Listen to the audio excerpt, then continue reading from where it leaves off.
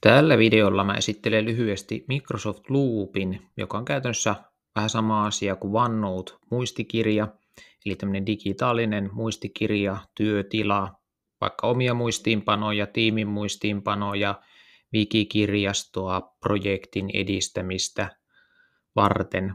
Ja mä haluaisin esitellä myös tekoälyavustajan osana tätä muistikirjaa, työtilaa. Aluksi mennään tänne Loopiin, eli loop.cloud.microsoft.com. Ihan pääsee mun mielestä kirjoittamalla vaan, että loop.microsoft.com myös. Sinne kirjaudutaan työtilillä sisään, luodaan työtila ja sen jälkeen tänne voidaan luoda sivuja. Täällä on tämmöinen plus, luo uusi sivunappula, tulee tämmöinen tyhjä sivusto. Mä voin hyödyntää kattavia mallisivuja, mitä mun mielestä OneNoteista uupuu. Siellä ei niinkään ole tämmöisiä mallisivuja käyttöön. Täällä on muun muassa kokousmuistiinpanoja varten, projektisuunnittelua varten, erilaista tuotevikiä. Muun muassa tämmöinen niin kuin tiimin esittelysivu oli myös tosi hyvä. Jos katsotaan tätä mallisivua hieman läpi, niin täällä näkyy valmiit tämmöiset kohdat täällä. Tervetuloa X-tiimiin, mitä me tehdään, mikä meidän visio. Tänne saa tämmöisiä taulukkokomponentteja, tiimijäsenien esittelyä, perehytyskavereita, tänne saa alasvetovalikkoja taulukkoon, voi linkittää perehytysmatskut sinne, kertoa, että mitä viestintäkanavia käytetään, onko jotakin tulevia tapahtumia, tai vaikka UKK-kysymyksiä kerätä tänne sivustolle ylös. Ja tämä hienous tässä niin kuin on, että mä pystyn tästä nappia painamalla ottaa jonkun sivun käyttöön, siis mallisivun, mutta sitten ihan niin kuin Word-dokumenttia muokkaisin, niin laittaa tähän vaikka tiimi X esittely. Ja tänne sitten täydennetään tekstiä tarpeisiin.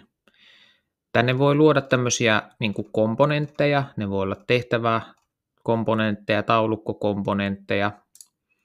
Lisään tänne muutama enterin painalluksen, eli tämmöisellä genoviivalla saa tänne tämmöisiä komponentteja. Katsotaan vaikka se tehtävätaulukko. Niin mä pystyn tänne siis laittamaan jonkun tehtävän ja vastuuhenkilön.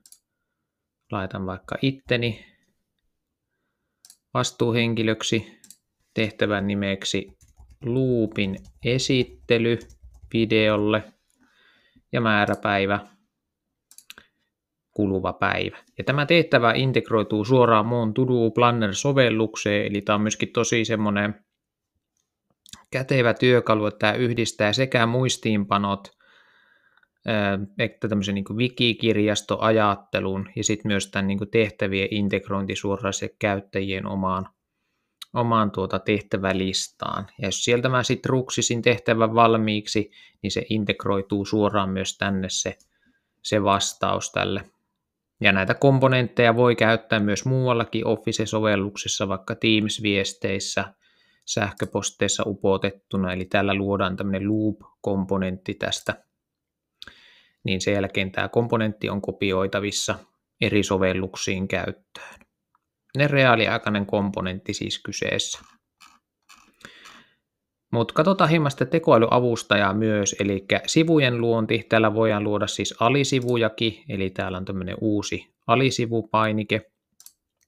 Niin on helppo niin kuin jäsentää näitä sivuja eri tarpeisiin. Ja täällä on tämmöinen Copilot-ikoni saatavilla, niin mä pystyn kysymään vaikka yhteenvetoa tästä asiakirjasta tai jotakin informaatiota tällä Copilot-tekoälyavustajalla. Katsotaan, mitä se tänne laittaa. Eli tiimi X:n esittely. Täällä on kerrottu pääkohdat ja täällä on myös lähdelinkit sinne tiettyyn kohtaan sitä sivua. Ja sen lisäksi, että on tämä avustaja niin kuin analysoimaan näitä sivujen sisältöjä, niin mä pystyn myös kirjoittamaan tänne tekoälyavustajan avulla. Eli täällä on tämmöinen Copilot-ikoni. Kun menee tyhjään sivukohtaan, niin mä voisin kysyä sitä vaikka, että teetkö mulle simppelin tehtävälistan, jossa otetaan Loop työtila käyttöön. Anna step by step ohjeet. Niin se avustaja kirjoittaa täällä sitten sitä tekstiä tänne sivulle. Ja mä voin sen jälkeen sitä muokata omiin tarpeisiin. Eli tosi hyvä tämmöisiin niin kuin ensimmäisiin luonnoksiin, jos mä haluan vaan niin päästä eteenpäin siinä kirjoitustyössä. Eli täällä on Loop-tilin luominen. Kirjaudutaan siis olemassa olevalla työtilillä. Luodaan työtila, lisätään tiimiin jäsenet. Eli täällä on tämmöinen jaa-nappula. Voin jakaa vaikka koko työtilan tai tietyn sivun vaan täältä. Muokataan työtilaa, eli luodaan tänne ne sivut ja rakenteet. Lisätään materiaalit, linkit ynnä muut.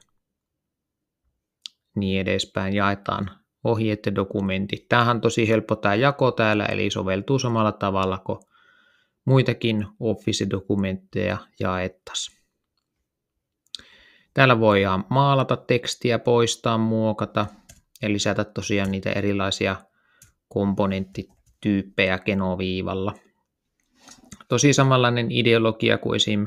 Notion on tämmöinen samantyylinen työkalu. Tykkään myös, täällä on tämmöinen äänestystaulukko, eli jos mä luon tämmöisen äänestystaulukon, niin mä voin antaa esimerkiksi ääniä tietyille aiheille.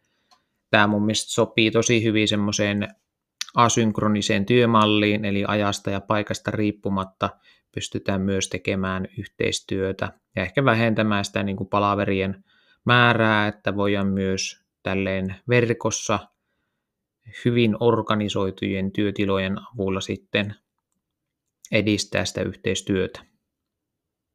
Mutta tässä lyhyt esittely Copilotista Loopissa ja yleisesti tästä Loopista. Näitä työtiloja voi luoda eri tarpeisiin. Ne voi olla vaikka tiimikohtaisia tämmöisiä sivuja, jotka kokoaa kokousmuistiinpanoja ynnä muuta. Ne voi olla johonkin projektiin liittyen. Tai ne voi olla ihan vaikka niin kuin organisaatiotasollakin. Et itse pitäisin ehkä niin kuin kuitenkin sen niin kuin linjauksen siinä, että otetaanko sitten se OneNote vai tämä Loopi käyttöön, että silleen vähän mun mielestä turhaa niin kuin käyttää kahta tosi samanlaista työkalua siellä arjessa. Täällä on myös tämmöinen ideat-välilehti, johon voi siis ihan tämmöisiä ideasivuja luoda, eli täällä on tämmöinen luo uusi sivu täällä ideat-ominaisuudessa, eli kerätä vaan semmoisia niin kuin ajatuksia ylös tänne sivuiksi. Ja sitten on tämmöinen kokousmuistiinpanot, niin ne kokousmuistiinpanot, mitä kirjoitetaan Teamsin kokouksessa muistiinpanot välilehelle, niin ne näkyy myös täällä ja ne saa sitten napin painalluksella ne tiedot tänne työtilaan talteen. Jos haluat tähän kädestä pitäen opastusta, neuvoa, sparrailua tämän wikikirjaston ottamiseen käyttöön teidän organisaatioon, niin friendy.fi-sivustolta löytyy meidän yhteystiedot. Ei muuta kuin sieltä yhteydenottoa ja otetaan tapaaminen ja käydään tarpeet läpi ja tehdään tämmöinen niin kuin organisaatiotason koulutus sitten tämän työkalun käyttöön.